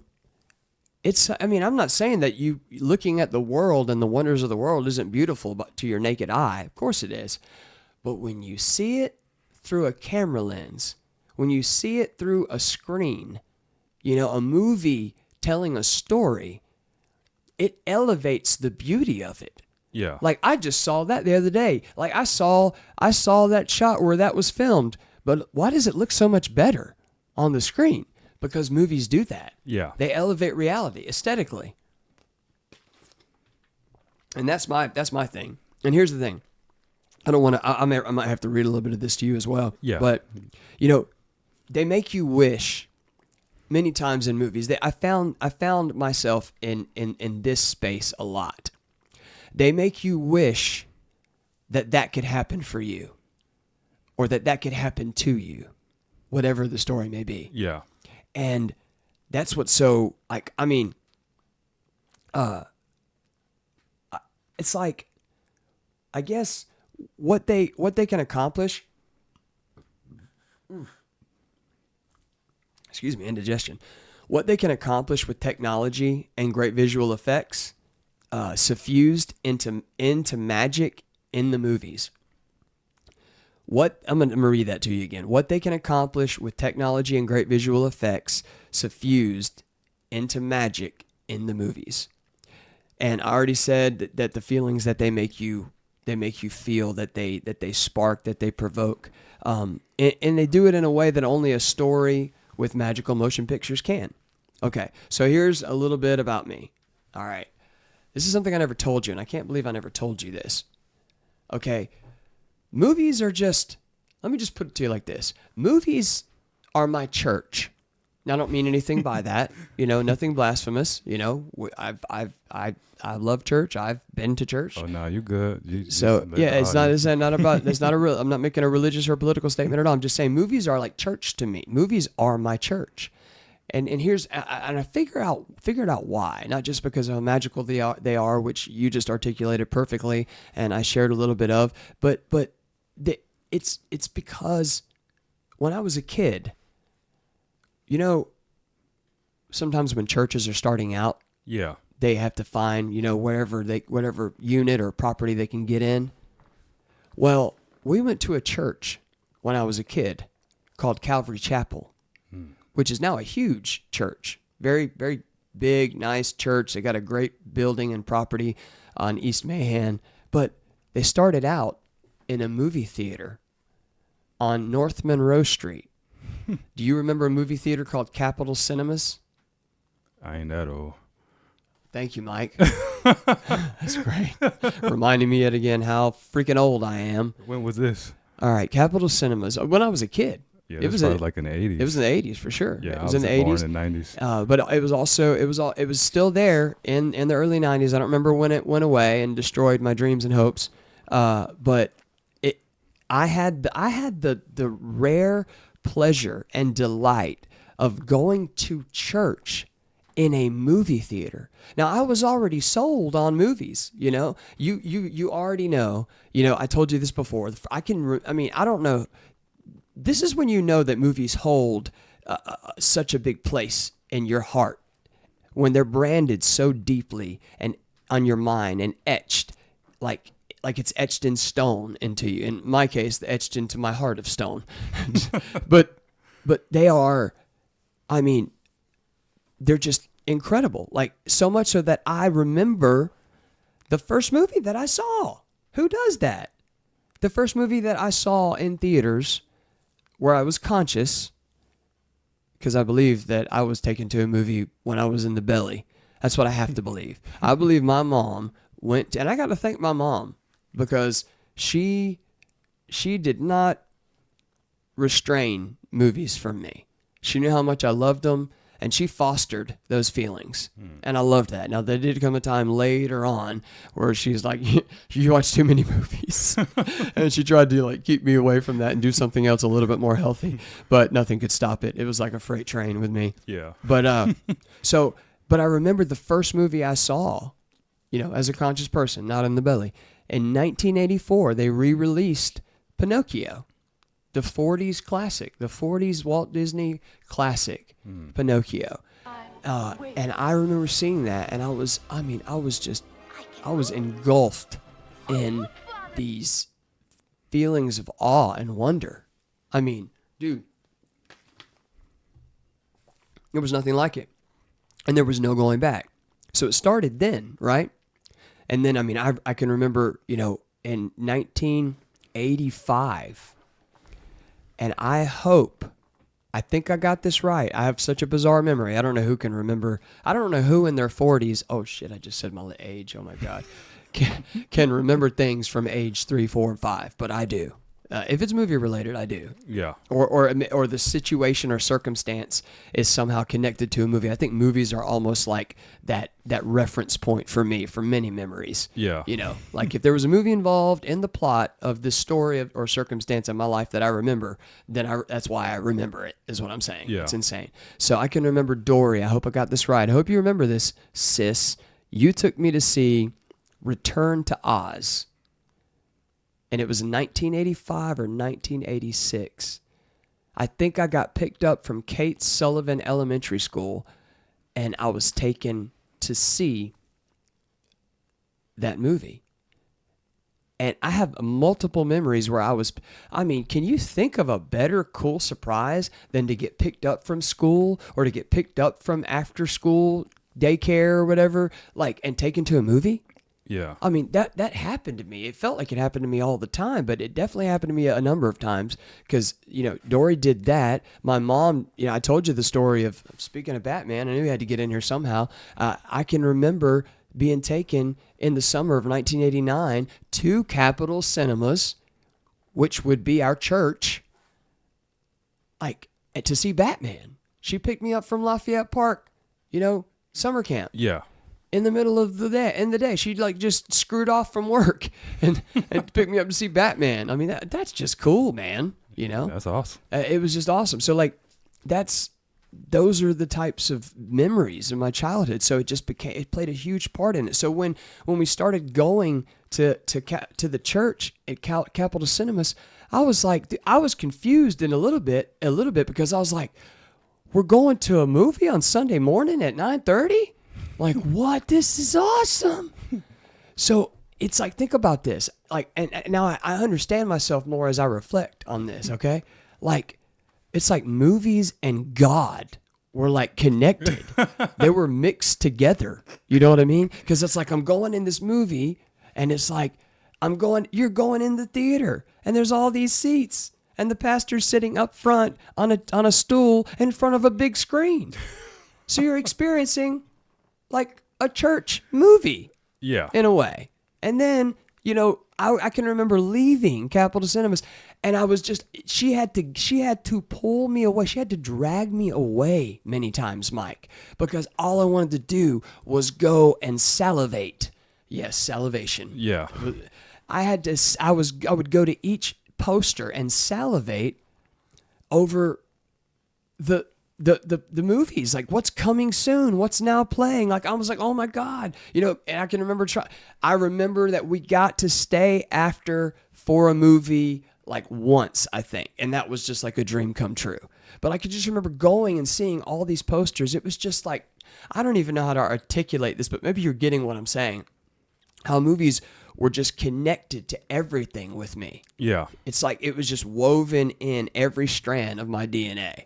I know what you mean. And it was just incredible. I mean, but to what you said, to your point about, transporting you. Listen, this is what it did for me. This is what movies did for me so young, is it did take me to that reality, so much so that I felt like, I'm not lying to you, I felt like for a while that the portal was behind the screen. And I had the rare, privilege of exploring that. Yeah. I can remember we would try and get in there early enough before the service started. And if not, then after, I would go and sneak behind where you can never go when you're, you don't even like go behind this. Everyone's adults. Like no one's going to go behind the screen now, but like it was a thing that you just didn't do. But I always wondered, like, what's behind there? Could it be that there is another world? I'm not kidding. I was like, you can laugh and mock me all you want, but come on, dude, that's the type of wonder that we need. Yeah, when you're a kid, you have a high imagination. Yeah, and I think that's what's so sad is what I was saying previously is that our imagination is waning. It's decreasing. Yeah, I know what you're saying. But that's the type of imagination that you want. And I can remember going back and I was like, okay, I couldn't find that alternate reality. Yeah. But I was still like in awe of what was behind there. Like I couldn't figure it out. I mean, I was so too dumb to understand the mechanics of the projector or whatever. I figured that out at some point. Then I wanted to go explore the projector room, which you could never freaking get into. To see if that was the portal. I just had this insatiable, imagination and wonder and thirst for the unknown, Yeah, you sound like my siblings. I had like 4 of them, and, we wanted to create our own movies one day because, we used to watch TV shows and we just sit all day, when we couldn't watch TV, just talking and just creating our own stories. Yeah, dude. Yeah. That's it, man. And you know what? I don't think it's too late. Yeah. I'm trying to do that still now. Yeah. Ever since you brought it up again, I've picked up the screenplay project and I'm writing again. I wrote another page, but the well is going to flow again, I'm sure. But But yeah, dude, that's what you want to want to do that, to want to make one yourself. Yeah. You know, it's just, oh my gosh, dude. And you know, it's like, you know, I remember seeing the posters. I'll never forget, because it was such a, I mean, oh my goodness, it was like the paragon of a movie poster, of an example of what a poster should look like. Yeah. I'll never forget it. It was so vivid when I saw that Tremors poster. Oh my gosh, with, you know, Kevin Bacon. Oh my goodness, I saw that poster and I was like, oh, Tremors. I was like, Tremors. And I'll never forget it, because I saw it, because you see it. You see the tremor coming up and you see the little people. You remember the poster, right? Yeah. I remember seeing that. I'll never forget that. I was like, Mom, look at that. Could we go see that? Hell no. She didn't say it, but this is what she was saying to me. Hell no, you're not seeing that. She said, no, you can't. We can't see that. No, because she wanted me to see that. You know, but then, you know, she secretly probably wanted to see it. You know what I mean? But no, you can't see it. Tremors, man. Yeah, that's how our parents were. Yeah, for sure. Adults only. Adults only. That bullshit. I hate that joke, man. But then, like, you know, I saw that poster, and I remember that Getting Even with Dad poster, that Macaulay Culkin follow-up with Ted Danson. Yeah. Just little, you know, not great movies, but man, I just was like, I remember these things. You know, and it felt like, you know, going to the theater as a kid, and even now, still is like leaving, it's like leaving my current reality and immersing myself into another one. As silly and lame as that sounds. You know, that makes sense. But I mean, this is kind of like, this is what I was saying, how much your what you were saying connects to mine. Is I used to imagine that witnessing those motion picture stories on the screen was me peering into a different reality, an alternate one. And I'd imagine that behind that silver screen was a portal into that dimension. And I don't care how gratuitously naive that sounds. I think the day that we're in right now could use a good dose of that innocence and wonder, to sum it up. But like, this is here, check this out. So like, I can remember, if you're not already sold on why movies are so magical to me, you are. But like, who remembers all the damn theaters that existed in town? That's just crazy. Yeah, it is. Like, I remember the Parkway 5 Theater. Parkway 5 Theater was in the property where the Best Buy is at. Yeah, Parkway 5 Theater was there, you know, and then, of course, behind it now is Regal Governor Square Films. Yeah, unfortunately, it is no longer with us. We mourn it. Regal Governor Square Movies, 12, R.I.P. We love you. Let's have a moment of silence. I'm just kidding. So was it a movie theater over there on West Tennessee? Was that like a mall or something? Yes, you're getting ahead of me. I like that. Okay, Yeah, okay. no, that's good. You're right. Yeah, you remember one too. It was called the Varsity. All Varsity. right. It was in Varsity Plaza, the Varsity Theater. It was there too. I think it was 2 theaters. It was just 2 theaters in it, maybe 3, but Varsity Theater. And I remember it was one of the cheap theaters too. You know, because we went in them cheap theaters a bunch.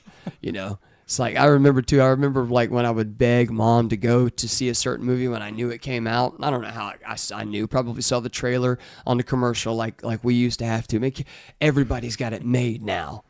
You not only can like know everything that's out immediately, you like, if your algorithm's just a slight bit geared in that direction, you're going to know everything that's coming out like simultaneously with everything that is out.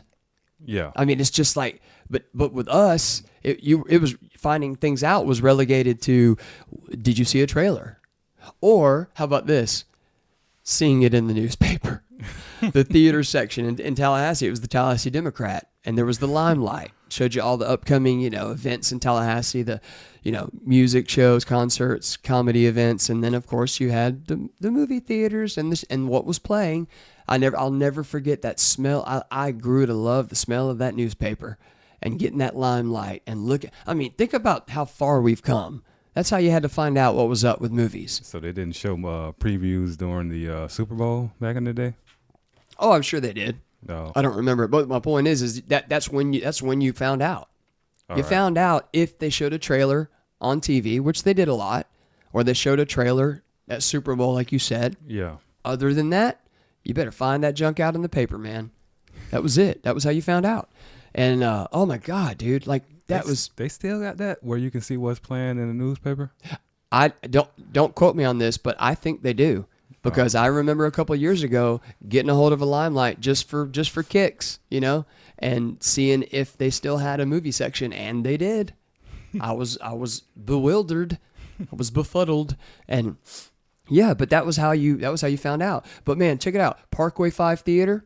All right, that was on the Parkway. I already told you about Capitol Cinemas, which it was where I think there's a UFit there now. Before it was a UFit, it was a computer store. Right there in Monroe, across from the Tallahassee Mall, which is no more. Okay. You know what I'm talking about? Yeah. Okay, that's where Capitol Cinemas was. I still get a little bit of a tinge of a morning feeling, a very ominous, melancholy feeling when I drive by there still. You know, not every time, but yeah, Capitol Cinemas. And then further down the road, Movies 8. You know about that one? Oh yeah.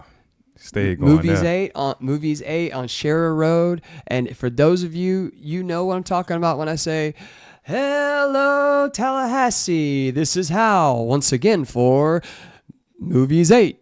Tallahassee's number one and only something show. I used to have the whole damn thing memorized. Like I'll never forget it. Me and my friend Dan used to make fun of that all the time because he always had these original. Like, do you remember like the days of calling the theater? This is so old. Listen how antiquated this is. The other way you'd find out about movies, you'd call. You'd have to call and you'd get a recording of all the showings. You know what I mean? I can remember calling. I can remember getting a phone, you know. Sometimes it was a rotary phone, damn. Whew, but thankfully it was just a dial phone usually. But I can remember taking forever calling to get the number, call the theater, and you just want to hear the showtime for one movie, but you got to hear the whole damn thing to get to it. You know, I can remember that. But man, when I never regretted hearing the message when I would call the Movies 8 to hear what's he going to say next. He would always say some horribly dad jokey pun related to one of the movies. I remember one time there was a Tyler Perry movie and he made this horrible like dad joke about Medea. It was so white because he was so white. You know what I mean? It was just terrible. You almost were like when he heard it, but you almost pitied the man. It's like nobody told you how lame that was, dude. But now it's forever there. Listen, we have a mission. I'm sorry, this is sidebar. We have a mission to find, and maybe somebody maybe out there in the ether, putting this out there in the ether, somebody can find a recording. If someone has an archived recording, an original recording of one of Hal from Movies 8's, like one of his recordings. I want to hear it. I want that sound bite. I need that audio file for my life, for my mental health. How about that? That works. You can sell it with that, right? But anyway, yeah, that was, man, Movies 8, dude. Okay, so then I covered that. This is just fun. Parkway 5, Movies 8, Capitol Cinemas. Everybody knows about AMC. That was a big thing when it came out. Already talked about Regal. I'm trying to do this off of memory. There was a movie theater in the Tallahassee Mall, which is no more. Do you remember when Tallahassee Mall was here and there was an Old Navy? Yeah. Okay. It was in the space that Old Navy was in. It was a 2-theater movie theater cinema house called Cinema Twin. And I'll never forget. I almost remember every movie I freaking saw there, dude. But I'll never forget that I saw The Mask there. Oh man, that movie's so funny. Oh my God, it's so great. I was like, that was when I just fell in love with Jim Carrey. I mean, may have been before that because I did see it in living color, even though I shouldn't have been seeing that as a kid. That show was wild. I mean, so incredible. Wayans Brothers. Oh my gosh, dude. And then they do Fire Marshal Bill. But anyway, but you see, that's when Jim Carrey was really cooking, man. Yeah. You know, Dumb and Dumber, The Mask, Cable Guy, all that. He was just really doing it, man. And but man, dude, the Cinema Twin was there. It was incredible. And then there was another twin theater called Muggs and Movies. I think I told you about. I don't think you told me about that one. Maybe I didn't. There was a place called Muggs and Movies, and it was on Market Street. It was on the side. I can't really picture exactly where it is now because the whole thing's been like bulldozed and built into something else. But it was on the left side. If you turn on Timber Lane off of Thomasville Road, yeah, you're coming down. It's the left side of Market Street. All right. Not the right side where Island Wing and Gordo's and Yeah. all them. The left side, it was tucked away in there. It was Mugs and Movies. I'll never forget it because it was I think one of the only places that they had a bar and you could get hot wings and there was food. It was when they were doing that was the first time I was introduced to like I think there were like tables and chairs. Got a movie there? Yeah. Mugs and Movies. Sweet. Yeah, dude. It was incredible, man. And listen, I'll never forget it, dude. I went to, I remember seeing that. And the last one I'll say is Oak Lake 6. I mean, now there was an old drive-in theater here too that I unfortunately. Yeah, I was going to ask you about that. Yeah, there was a drive-in theater that was way out Parkway, way out Parkway that I never got the privilege and honor of experiencing that. As much as I am a cinephile, it's so sad to say. Like, it's very somber feelings when I say that I have never actually experienced a drive-in movie. And I know that it's an old thing, it's a dated thing, but there are some people just like, Tarantino and Roger Avery have their video archives, video store, which I love that. We're going to get into physical media here. There are places that still have their old video rental stores and places that still have a drive-in theater, but it's a rare thing is what I'm saying. Yeah. I'd like to still experience it, but there was a drive-in theater here and I found out, my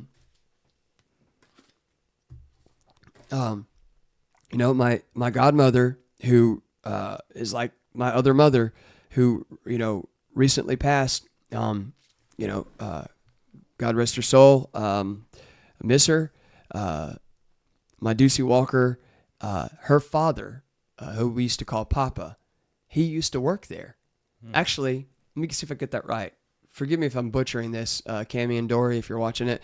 But I believe he ran it or he owned it. I can't remember. I think he may have run it. But yeah, so like it's crazy. My family, it's all connected. Like my entire heritage is movies, Don't sound like a bad investment. I think it'll do good in 2025. Dude, I believe something that nobody would see coming, an unexpected idea like that, I think would be incredible. Yeah. Like even resurrecting like a video store, a rental store, a video library, doing something like original and different. Bring back like a limited selection of like VHS and DVDs, like have a different, come up with a video store that's got like a selection in every form of physical media. VHS, go ahead. Oh, when you said VHS, it's just so many type of, formats. Yeah, it is. It's a lot. But what if somebody did like an original thing like that? I'm saying it's a great idea. It would be good in 2025. It would do well. A drive-in theater would do well. I think a video store would make a good museum. Oh my gosh, dude! I think it'd be a good for a museum. That was so great, man. We may have to do that when we grow enough to be able to. Yeah. So so people can experience the past. Oh my gosh, dude, that would be so good. And like you said, you have every format. Yeah, and I think that's the problem, dude. I think a lot of what's going on. If I could go, little sidebar here with this, not too much of a tangent, but that's what I think we need, dude. People are not as connected to things of the past like they should. And I don't mean living in the past or, reveling in it or like just being stuck, memorializing things you don't need to. I'm not talking about this negative, unhealthy side. There's a healthy side of not only knowing where you came from, but knowing things knowing the history of things, being grounded to those things, being tethered to those things. Too many people don't even know. And so many people, they don't, if this sounds so freaking old and I'm sorry, but if kids today knew what we had to go through to even begin to have a taste of what they have instantaneously all the time, I mean, it would make them appreciate things more. Yeah. But so many people, they don't know, even in the area that they are supposed to be, it's their career, it's their avenue, it's their niche or whatever. just things that are relative to them, that are like if they're a musician or whatever. So many young artists don't even know what they should about the field they're in. The greats that came before them in their genre. I'm just giving you like an example. Yeah. But it's the same thing when it comes to like movies and films. Like there are people they don't even realize it. You know that some people, they don't like, I was listening to a podcast the other day and you know, the kids, this individual took their kids to the theater and they were like, they hated it. They couldn't process the big screen. Because so many people, they got 9/16 syndrome. It looks like that. That's what it looks like. You know? I mean, it's like, look up. You know what I mean? That's a foreign idea. But like some people, they don't even like, they can't even handle a theater for whatever reason because it's almost like they've been infected with this disease. I don't want to get too off into this, but I got a thing I'm going to say about social media later. And I believe even if you're a diehard like fan, you've completely had all the Kool-Aid that there is on it. I think you'll still have to, you'll have to reckon with my opinion on it. So I'm just going to say that's not what this is about. But what you said is it, man. Like, I think people need to know. What was it that you said? You said they need to, it was the way you said it. I don't remember it. It's what sparked all this. Was it in this or was it, when we were talking about a video store? Yeah, video store, yeah. Yeah. You have, like you said, you have all the formats in it and it'd be like a museum. Yeah.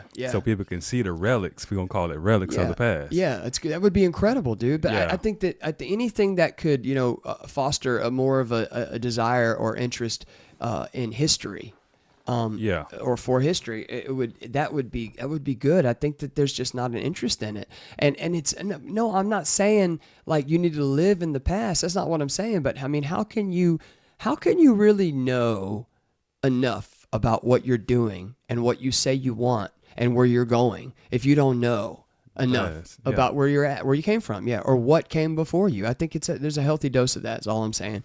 But anyway, so let me just say a couple more things. Like, just to sum up the magic of movies, and if you got anything to add, because I wanted to ask you. Go ahead. Oh, you got it. I wanted to ask you some questions about this, but some of my favorites, man. Like, okay, so growing up, these are the things that, like, this is what formed me. And some of these are movies, sorry, Mom, that I did see that you didn't know about, too young. But anyway, but I saw, I told you about Batman, like Jurassic Park, Shawshank Redemption, like just incredible. Like that it was incredible adaptation of a Stephen King novel that Frank Darabont directed. And it was like just, dude, I don't know a person who doesn't adore Shawshank Redemption. Yeah. That would be one if we were to do it. I was joking about that. My cousin and I were joking about that. That would be one that it would live up to the hype. Yeah. It deserves its iconic status. So, and then I got like, look, man, like this is the stuff that formed me. And then of course the little niche cult classics and campy things like Heathers and Dazed and Confused.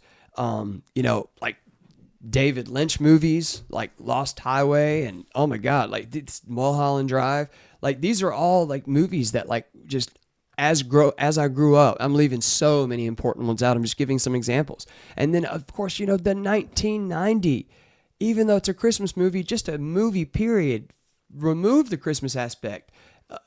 Don't remove it, because if you remove it, it's not the same movie. But what I mean is I see this movie as more than just like one of the best Christmas movies ever made, but it's just a great movie. Home Alone.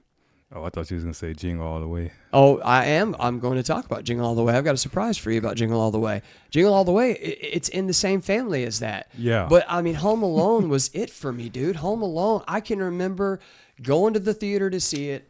Mom did me right on that. She did me right on that. And listen, I fell in love with it. And I mean, I can remember, speaking of physical media, I can remember going to, whatever it was, where were movies sold? I mean, they sold movies at Movie Gallery, the rental store. They sold movies at Blockbuster, but it was always more expensive at the rental stores if you bought them there. You get them from Walmart. You get them from Sam's Club when there is a Sam's Club still. But you'd get them from places like that. And I'm leaving some out, but I can remember going to one of those places, and I can remember seeing it Home Alone, the display. Remember the kiosk displays of the videos and DVDs? Was Movie Gallery, was that the place behind Chick-fil-A on North Monroe? No, but that's good. Video Warehouse was. Okay, yeah. I know it was one of them. Did you love that one? Yeah. It was great. They had a huge selection. And then they had one out there in Lake Jackson where Winn-Dixie was. Oh my gosh, dude. I forget the name. I remember that. I remember that. Trying to remember where it was. I know what you're talking about. Yeah, I know what you're talking about. Yeah. Yeah, it was incredible. Movie Gallery was in that Winn-Dixie Plaza, which is now Fresh for Less. Okay, yeah. Yeah, man. It was. Listen, that was. Oh God. Anyway, that was where you buy movies. But anyway, I remember going and seeing that display of Home Alone. Yeah. And I remember getting that tape, dude. Listen, I watched that. Just a little riff on Christmas in July. That whole concept, I get it, because I watched that damn movie year round. I mean, I was a Home Alone fanatic. I mean, it was just such a brilliant film. A John Hughes written classic, directed by Chris Columbus, and he's done so many great movies. I mean, just Chris Columbus, and John Hughes. I'm not gonna get into that. I'm just gonna list off all these movies. Home Alone was it, dude. Listen. Here's listen. Okay. I can remember rushing home from school to put that videotape in the VCR and watching Home Alone. I watched the whole thing, usually the whole thing every time, but I was so enamored with and captivated by the whole plot line of the Wet Bandits, played by Joe Pesci and Daniel Stern. Oh my God. And the torture they got at the hands of this kid. It was just, I loved it. I'd fast forward it and I would watch that whole sequence, that entire set piece over and over and over again. You gotta come get me. Yeah, exactly. Oh my gosh. That means so many lines in it. But you want to know how important that movie was to me? Let me tell you. What about Angels with Filthy Souls? How about that? Remember the video? Yeah. I can remember thinking that was he was watching a real old movie. Yeah, I thought so too. Because they sold it so well, but it was made specifically for Home Alone. It was not real. It was a mock-up, and it was so good. Listen, you want me to freak you out a little bit? Yeah. Okay. All right. Let me freak you out a little bit.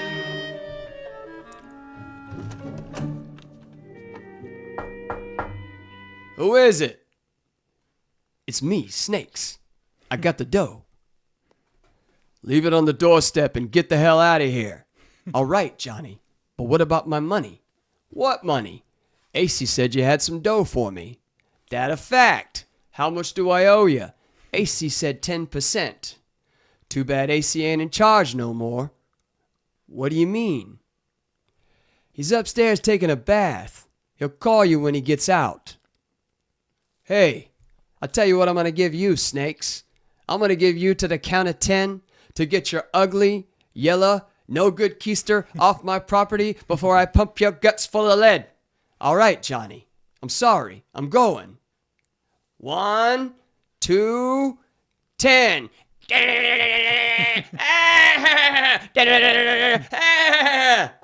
Keep the change, you filthy animal. I know that's very freaky, isn't it? That's how much it's just burned into my brain. It might have been based off that film. What is it called? Noir. Oh yeah, definitely. Yeah, definitely. Big time a noir riff and style of noir for sure. But anyway, man, that was a lot. Just so fun of a meaty section for why movies are magic to me and you.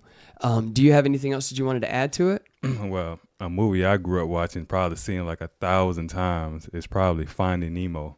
Oh my God, that was great. Yeah, it was. I mean, Ellen may be a horrible person, but she cooked in that movie. Oh, dude, Dory? Dory, oh yes. my God. Finding Dory was actually pretty good, dude, too. I had not seen it, and I've heard that. It's actually really good. I feel like it's mandatory that I see it just because my sister's name is Dory, my god sister. Oh my gosh.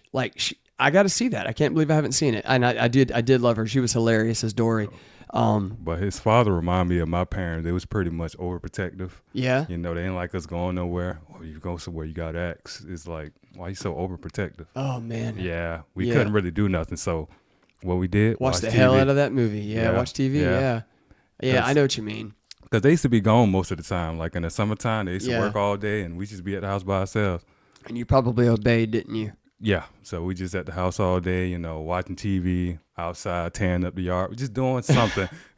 Yeah, I mean, just, you know, coming up with stuff. Heck like yeah, just man. having adventures. Like exactly. That's great. You were left with you were left with probably your imagination and a stick you found outside. Yeah. Exactly. Yeah. That's about what it is, right? That's like how it was for me too. And they say we couldn't watch TV. We came up with our own stories. Just sit around, just talking about stories, just making up stuff. See, that's great, man. Using our imagination. That's great. So you were forced into that, which is great. It can be great. At this point, ladies and gentlemen, and Mike, this is where you would very easily identify, if you can't already, the demarcation line between he and I and the characteristics therein, because he obeyed in those situations. I did not obey. I'm a bad person. Mike is a good person. I was gonna say I'm a good person. I'm just making a joke. But I used to think that you know I was a good kid. I was a good boy. I was a good person. Yeah. And I look back more and more, and I see that I was not. I was a bad kid, dude. I did some sinister ass shit, and there's no other way to say it than like that. It was bad, and I remember Mom gave me her rules, and I did the whole pick and choose when to obey. You know what I mean? I had to like call her when I got home. She was good. She call her when I got home, remind me to do my chores, call her when I've done my chores or finished my homework, let her know when I'm going outside. And I would do it to a degree, but I figured out how to manipulate the hell out of that situation. You know what I'm saying? I was like, I'm going to go outside the lines. And I did whatever. And listen, I got the scars to prove it. You know, because when you do that, there's consequences. You get that ass toe up. Man, I'm telling you, I whatever she could find at times if she found me out. She didn't find me out that often, but when she did, man, it was been something. It wasn't child abuse. This is what you needed, man. When I get a coat hanger to that ass, you know what I'm saying? Yeah. Fun. You know, one time I think I had a lampshade thrown at me or a shoe. I'm just kidding. Mom, you were a good mom. She didn't spank me enough, truth be told, but or punish me enough. But yeah, dude, I would go outside the lines, man. I was like this. Oh my goodness. But that was where I had my imagination. I just took it a little bit further outside the lines. Yeah, I came from a Christian household, so you know. I did too, but I was a disobedient Christian. Yeah, we grew up watching VeggieTales. You probably oh my God, VeggieTales. Yeah, I know VeggieTales. Yeah, that's actually pretty good. But Bible Man, that's actually pretty lame. God, that's Bible Man, so lame. That suit itself. Oh my God. God awful. Yeah, I remember we borrowed the tape from this weird kid. He used to always say, "Didn't I see you yesterday?" I'm like, okay, what is the joke? Like, what is the joke? Like, I was like, I don't get it. That's what he was saying. Just out of nowhere. Didn't I see you yesterday? It's like, okay, weird kid. Okay, weird. Dude, I had kids like that too, man. Oh my God, that is so funny. That is so good. Oh man, that is rich. Oh God. Yeah, I miss childhood though. It was actually childhood was fun. great, man. I had some great memories, man. Plenty of friends. Like I really did, dude. But movies were always a part of it, man. Yeah, it was always connected to it. You know. I mean, one of the movies that during my formative years, man, E.T. I told you about Pinocchio already. But E.T., I mean, a lot of Spielberg in my upbringing. I think he shaped a lot of people's movie perspectives, you know? I mean, he did those movies. He did, E.T. He did Jurassic Park. Yeah. You know, he did all these incredible films, Close Encounters of the Third Kind, like all of these movies. And then he wrote the Goonies. He was a part of the Goonies. That's why one of the reasons why the Goonies is so great. Didn't he create Shrek, if I'm not mistaken? He might have. I don't know. I did love the Shrek movies too, though. Because to me, that if anything gonna define the early 2000s, that movie right there, Shrek. Oh my God. Shrek was incredible, man. It was. Shrek really was. I mean, goodness gracious. And look, dude, how about by the way, don't only forget the Goonies. Speaking of the 40th anniversary, classic. You mean booby trap? Oh, yeah, we gotta watch it. It's coming in theaters. I think it's in January the 20th or 21st. We're there. We're doing that. To have the chance to see the Goonies on the big screen, which I unfortunately did not get to see that one on the big screen. Even though it came out in '85, I think. Incredible movie. Yeah, or it was '85 or '86. But what was that thing I was going to show you? Oh yeah. So but it was 1985, and Richard Donner, who did the first Superman movie, and and part of Superman 2. Richard Donner directed it. Steven Spielberg wrote it. Man, I mean, but dude, you got that stacked cast. That look at them today. K.U. Kwan, Corey Feldman, Sean Astin, Samwise Gamgee, the main character, Josh Brolin. I think his first movie, or if not one of his first movies, Josh Brolin. I mean, dude, just incredible. Martha Plimpton. It was just amazing. You can't even picture any of those characters. You remember Chunk, man? You gotta love Chunk and Sloth. Oh God, I loved it, man. But these are the movies that formed me. As again, formed my opinions and my perspectives. But the last thing I wanted to say on this is because I gotta sum this up right. I did have traumatizing experiences at the theater too, because I got taken to movies that only the parents should see. Yeah. And you shouldn't see, because it's just not for you. It's going to bore the hell out of you. I can remember being taken to Mugs and Movies twice. Why they took me to see the 1979 re-release of Norma Ray with Sally Field, about like women's rights in the labor force or whatever in a warehouse, and I don't remember. It was so god awful boring. I'm sure it would maybe look different to me now, but I have no interest in it because I'm traumatized by it, But I got taken to see that, and then I got taken to see the Tom Hanks and Meg Ryan classic, Joe versus the Volcano. I say classic because it's classically abhorrent. They did so many other good ones, though. Like Sleepless in Seattle, You've Got Mail, but Joe versus the Volcano was not a great one to me. But I got taken to see that, and I remember being bored out of my mind for that. But anyway, movies, man, they're magic. They're magic, good or bad. And but to sum up who we are, this is why we're doing this. This is why we're doing this podcast, because of how I am, what my makeup is. And what like Mike's, desire and passion and him having, we have the same one thing in common about wanting to see certain things restored to the human disposition, to the human condition. There's different things that can happen that we would love to see happen related to cinematic arts that would restore and revive things in our world that I think would help a lot. You know what I mean? It's just like, it's crazy, dude. I don't want to say anything like I can sum it up like this, politically, this is the only thing I'm going to say politically on the show. And this is what I think movies would, dispel anyone's misgivings about the way to look at the world, and it would cause a lot of this insanely stupid argumentative friction over absolute nonsense go away. But let me sum up how silly it all is. Look at both sides. It's insane. Like, if you are, we're not making any personal political statement, I'm just illustrating a point. If you are a Republican, you're automatically a hyper insane capitalist, which somehow automatically makes you a fascist. If you're a conservative Republican, okay, if you're a liberal Democrat, then you are then you're automatically a socialist, and which is going to lead you to being a communist, and like you're automatically that.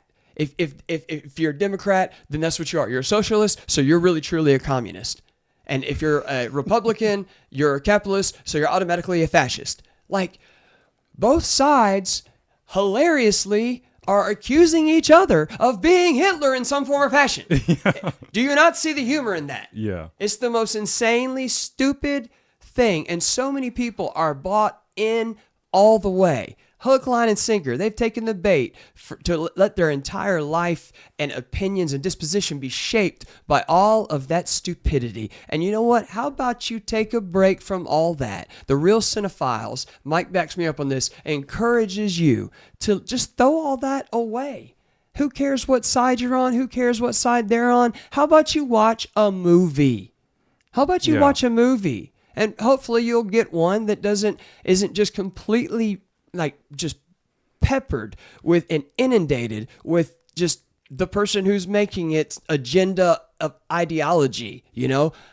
I hate when that happens too. Sometimes you have to suffer through it with certain films. So hopefully you won't end up with that. Because here's something I want to tell you about movies too, as I sum this up. I learned this the hard way. Let me just say this. Just because, I didn't see myself saying this, but I got to do this, and I think you're with me. We're having fun, and we're getting there. Probably been about 2 hours. I'm telling you, it's great. We hadn't even started, but it's been great, right? Yeah. So, look, let me just say this. I feel like this is important. Just because it's on the movie, just because it's on a screen, just because it's on film, even if it's about a historical person, even if it's based on a true story, listen to me. Just because it's in a movie doesn't mean it's true. It's no more true because it's being in a movie than it's true because it's online. That's what's crazy. But people will see something and it doesn't matter. Like, as much as people throw the words fact check out there, people don't do it enough. Yeah. Because you see something that it more closely aligns with how you feel, and you're there. You're all the way in, baby. You're all the way in. And it doesn't matter if it's true or not. You choose to believe it because you want to believe it. Come on, somebody. And that's what's so sick about it. You know what I mean? And and it's the same thing with movies. You know, and I get it. Some people, you're never going to be able to separate the art from the artist. You're going to get the people who are making these films, and God bless them, love them, respect them. A lot of them I esteem and highly and hold in high regard. But they're going to put a lot of how they see the world and what they think into films, and you've got to weigh that stuff out. You need to check it out. And that's because they may make a statement in a film. They may put a line in a character's mouth that's too, and listen, there's no better way. I'm going to be honest with you. There's no better way than to recruit people to an ideology than to putting it in a movie. I'm going to be honest with you. Because it seems so real. Didn't they have like a Scientology movie? It seems so true. I don't know. Yeah, it was like some sci-fi type bullshit. Well, we should check it out. And so we can. I think I've seen it. We can incorporate it into our cutting corner. But that kind of aligned with your message. Yeah. You have a whole religion or something based in a movie or something. Yeah. I mean, it's trying to recruit people. Exactly. And so, I mean, hey, you got to respect the game. That they know what they're doing. But I'm saying just because it's in a movie doesn't make it true. And I see movies all the time that I don't agree with the very obvious, evident political or social ideology that's being purported as true or the thing. I don't agree with. But I'll chew up. What do they call it? Chew up the meat and spit out the bones. Yeah, I'll do that all the time because movies are great. They're fun. But I just wanted to encourage everybody with that. And the last thing I'm gonna say on this, and we'll take a break.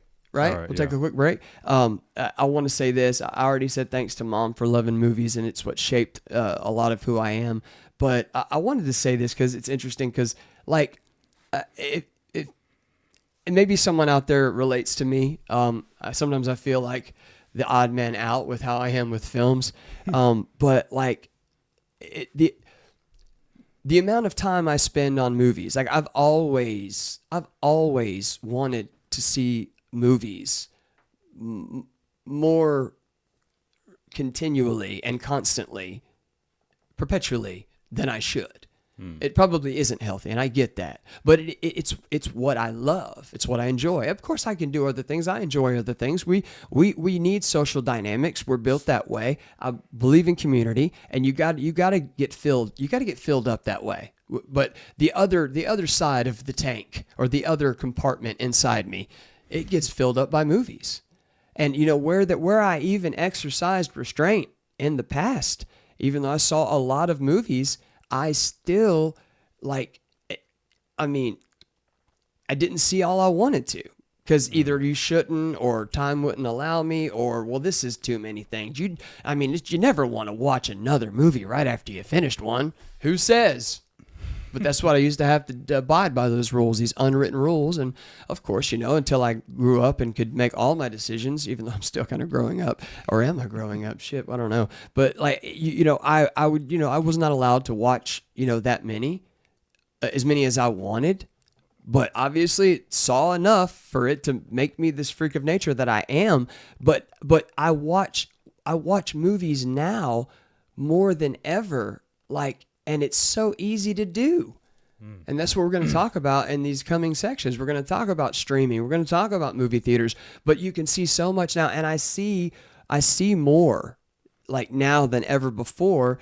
And it's just the period that I'm at in my life. And it's not just for this show, because I'd be doing it if we had this show or not. It's great to have this outlet to finally talk about it, because how I am. If we didn't have the show, you're going to get it at work.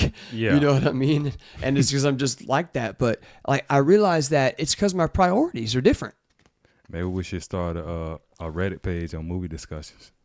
Dude, that would be great. I don't know a lot about that, but I'm sure we could figure it out. Yeah. I think that's a good idea. But my priorities are different, because here's the thing. At one point, my priority was I want to have a family. I want to be a father. And that was my thing. That was my focus. But listen, as I've gotten older, this is going to sound counterintuitive, but as I've gotten older and matured, that's the counterintuitive part. I think it is maturity, even though it's going to sound contradictory or contrary. I've realized that I don't want that because I'm too selfish. I am far too selfish. And for those of you out there that are like that, respect.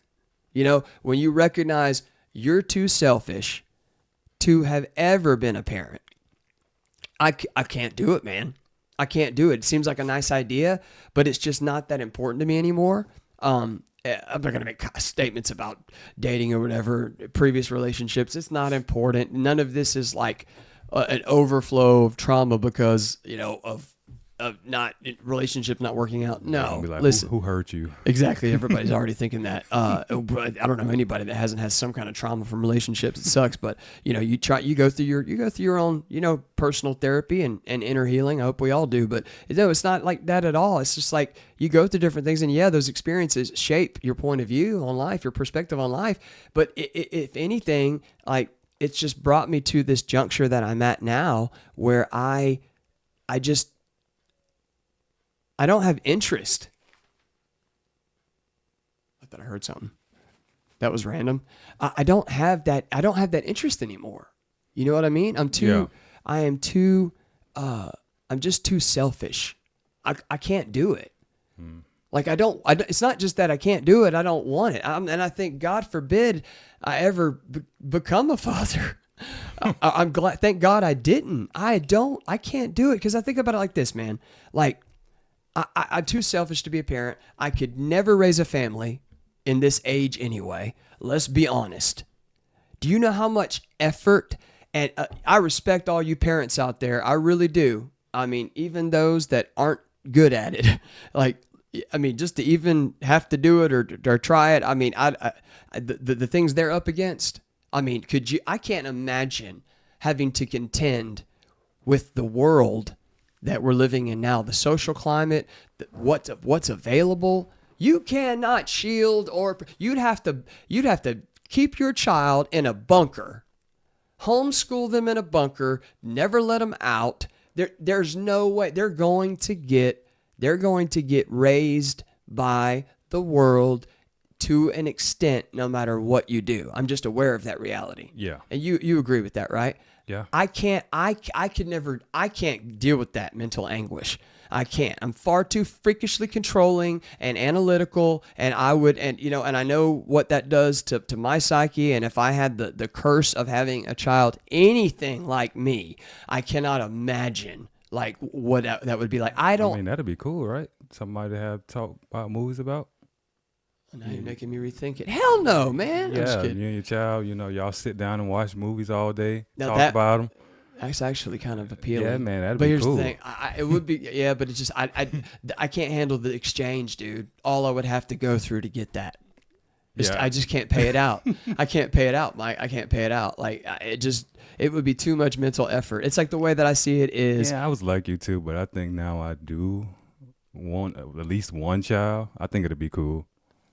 I think it'd be awesome. Maybe one. I could only ever handle one, and he would have to be a really perfect, like, just prodigy of a quality, well-balanced, well-rounded human being. Yeah. I could never.